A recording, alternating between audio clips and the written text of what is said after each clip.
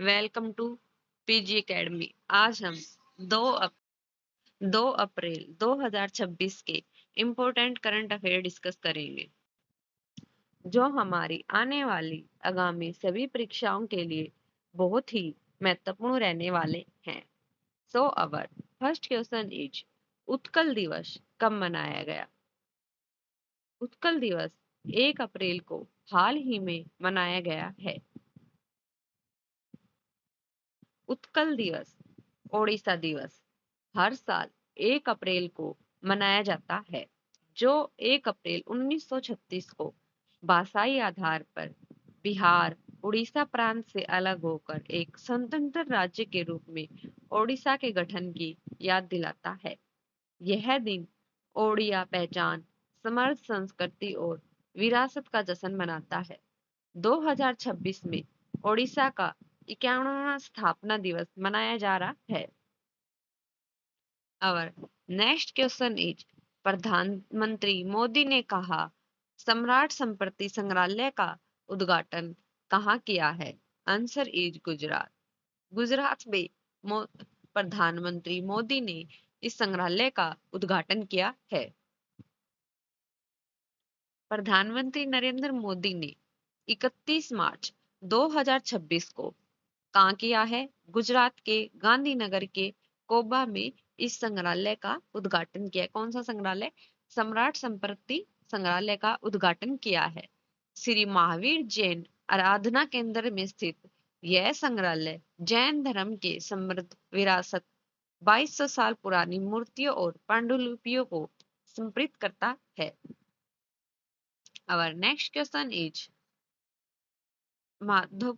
माधोपुर मेला 2026 का आयोजन किस राज्य में किया गया?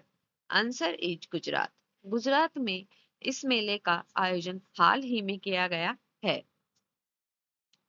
माधोपुर मेला 2026 का आयोजन कहाँ हुआ? गुजरात राज्य के पोरबंदर जिले के माधोपुर गेड़ में किया गया। यह प्रसिद्ध सांस्कृतिक मेला 27 मार्च से 31 मार्च 2026 तक भगवान कृष्ण और रुक्मणी के विवाह की स्मृति में आयोजित किया जा रहा है। गुजरात की राजधानी गांधीनगर, मुख्यमंत्री भूपेंद्र पटेल, राज्यपाल आचार्य देवव्रत। गुजरात अब भारत का प्रोसेस्ड आलू उत्पादन में शीर्ष राज्य बन गया है।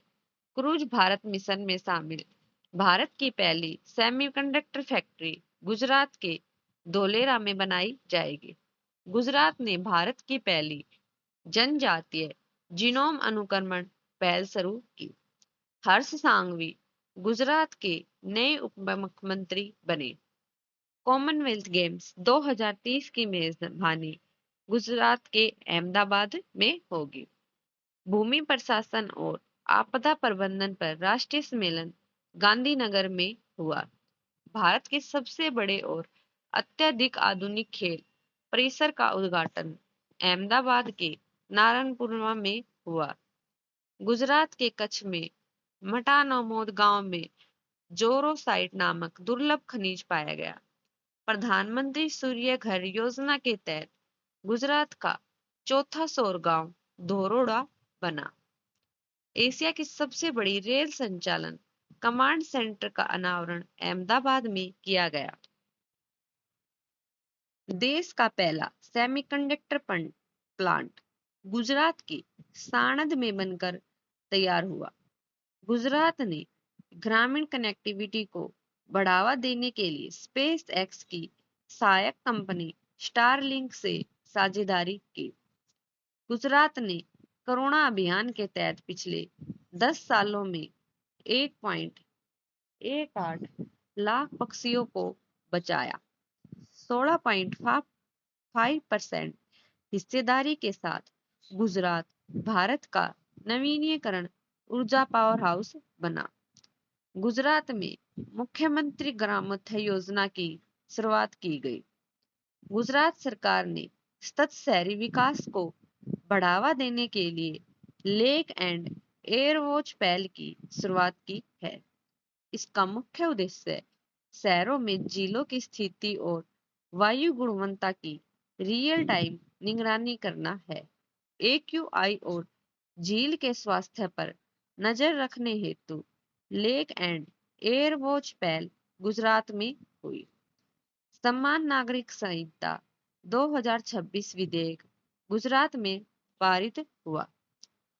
लुप्त प्राय ग्रेट इंडियन बस्टर्ड के चूजे का सफलतापूर्वक जन्म जंप स्टार्ट अप्रोच का उपयोग करके हाल ही में गुजरात में हुआ है। Our next question is World Archery द्वारा para archer of the year award किसे दिया गया है? आंसर इज शीतल देवी को para archer of the year award हाल ही में दिया गया है। किसे दिया गया है? शीतल देवी को दिया गया है। भारत की स्टार पैरा तीर अंदाज शीतल देवी को वर्ल्ड आर्चरी द्वारा अवार्ड दिया गया है। Para archer of the year award 2025 से सम्मानित किया गया है। जम्मू कश्मीर की 19 वर्षीय शीतल बिना हाथों के पैरों के और कंधों से तीर अंदाजी करती है और 2025 में विश्व चैंपियनशिप में स्वर्ण जीतकर इतिहास रचा था।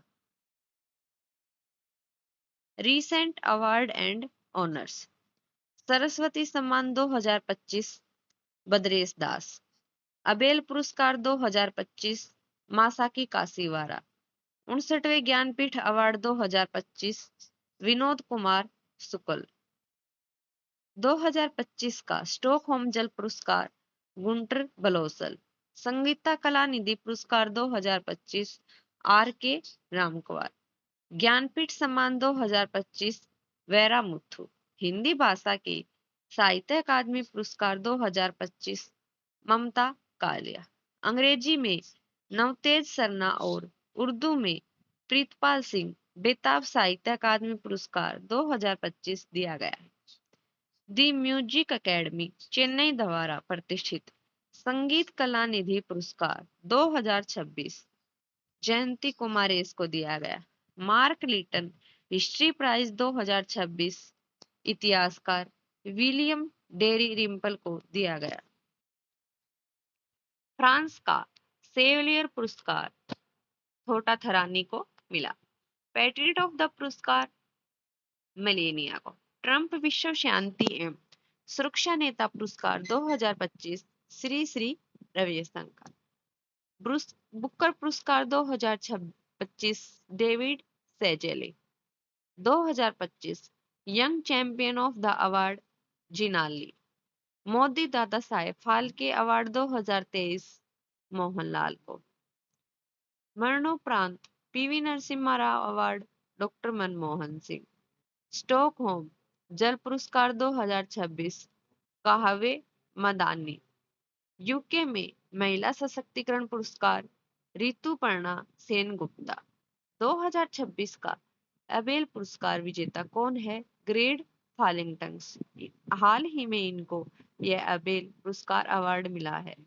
यह एबेल पुरस्कार अवार्ड गणित विषय के विशेषज्ञ में जो गणित में विशेषज्ञ हो उसको मिलता है। Our next question is Our next question is निकट पेट्रा सच काली नाम की मेंढक की एक नई प्रजाति किस राज्य में खोजी गई है? Answer is Karnataka. कर्नाटक में यह प्रजाति खोजी गई है। कर्नाटक की capital Bangalore. CM Siddaramaiah, governor Thawarchand Gehlot. Lok Sabha की 28, राज्यसभा की 12 और विधानसभा की 224 सीटें कर्नाटक में हैं। भारत में सबसे अधिक हाथी कर्नाटक राज्य में पाए जाते हैं। अलमाटी बांध और किशन राज सागर बांध भारत में मक्का का सबसे बड़ा उत्पादक राज्य कर्नाटक है। नारियल के उत्पादन में भारत का कर्नाटक शीर्ष पर है। Our next question is भारतीय नौसेना को सौंपे गई अंतिम सर्वेक्षण पोत का क्या नाम है? आंसर इज विशाल। इसका विशाल नाम है। भारतीय नौसेना के युद्धपोत डिजाइन ब्यूरो की देखरेख में तैयार किया गया अंतिम सर्वेक्षण पोत विशाल यार्ड 3028 30 मार्च 2026 को नौसेना को सौंप दिया गया है। इसका निर्माण कोलकाता में स्थित garden rich ship builders and engineer limited ने किया गया। किसने किया गया? ये शिप बिल्डर्स और कोलकाता में स्थित वहां पर इसका निर्माण हुआ है। 4 बड़े सर्वेक्षण पोतों के निर्माण के लिए अनुबंध 30 अक्टूबर 2018 को किया गया था। अवर नेक्स्ट क्वेश्चन इज, किस मार्ग पर भारत की पहली हाइड्रोजन पावर ट्रेन का सफल ओसिलेशन ट्रायल किया गया है? आंसर इज, भारत में जींद और सोनीपत हरियाणा राज्य के जिले हैं, ये इनमें इनका ट्रायल किया गया है। हाइड्रोजन ट्रेन का ट्रायल किया गया है। भारत की पहली हाइड्रोजन संचालित ट्रेन का सफल ओसिलेशन ट्रायल हरियाणा के जींद सोनीपत खंड पर किया गया है। ट्रायल का मार्ग जींद सोनीपत रूट परीक्षण एजेंसी आरडीएसओ अनुसंधान डिजाइन और मानक संगठन। इसका उद्देश्य है कार्बन उत्सर्जन कम करना और हाइड्रोजन आधारित हाइड्रोजन फॉर हेरिटेज कार्यक्रम को बढ़ावा देना है। Our next question is, जनगणना 2027 का पहला फेज किस तारीख से शुरू हो रहा है? 1 अप्रैल 2026 से 2027 की जनगणना शुरू हो रही है। यह जनगणना हम डिजिटल रूप से कर सकते हैं। डिजिटल रूप से आयोजित की जाएगी, जिसमें गणना कर्मी मोबाइल एप्लीकेशन के माध्यम से डेटा एकत्रित करेंगे। इसके साथ ही नागरिक 16 भाषाओं में उपलब्ध एक सुरक्षित ऑनलाइन पोर्टल का उपयोग करके स्वयं भी अपनी गणना कर सकेंगे। Thank you. Do like, share and subscribe PG academy.